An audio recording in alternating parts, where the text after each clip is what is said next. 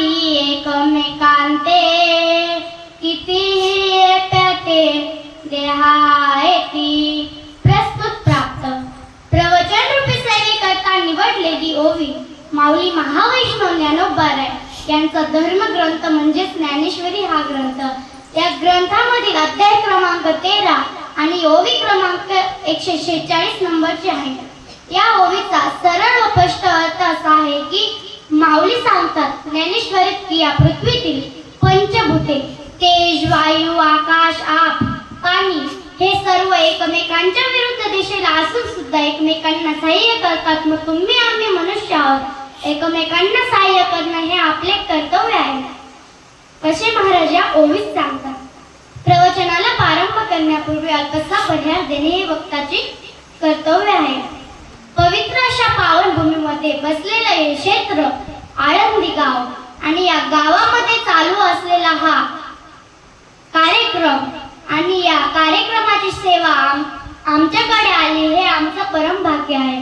ज्यांच्यामुळे ही सेवा प्राप्त झाली त्या श्रीकृष्ण आध्यात्मिक वारकरी शिक्षण संस्था यांचे सुद्धा विनम्र भावाने नमस्कार आणि समोर बसलेले श्रोते मायबाप यांना सुद्धा विनम्र भावाने नमस्कार आणि प्रवचनाला सुरुवात.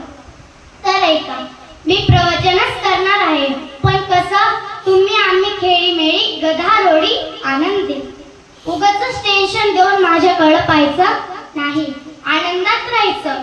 नाहीतर तुम्ही मनातल्या मनात म्हणसाल ही एवढी नटून तटून आली आहे काय सांगते काय माहित, असं तर अजिबात चिंता करायची नाही. एक लक्षात ठेवा, तुमच्या आणि माझ्या जीवनात काहीतर सुयोग प्राप्त झालाय, काहीतर पूर्वजन्मीचं पुण्य आहे आणि तुम्हाला आणि आम्हाला हा सुयोग मिळाला आहे. कारण एक वाक्य सांगेल, जिंदगी में सपने हर कोई सजाता है लेकिन भगवान हर किसी का सपना पूरा नहीं करता. उसी तरह इस धर्म मंडप में हर कोई आना चाहता है लेकिन आता तो वही है जिसे मेरे भगवान बुलाता है, जिसे मेरे भगवान बुलाता है.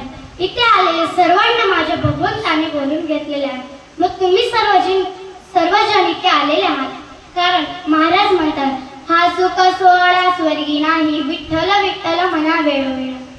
आणि हा आनंद सुद्धा जीवनात संसारात नाही, हा आनंद फक्त माझ्या देवाच्या भजनातच आहे.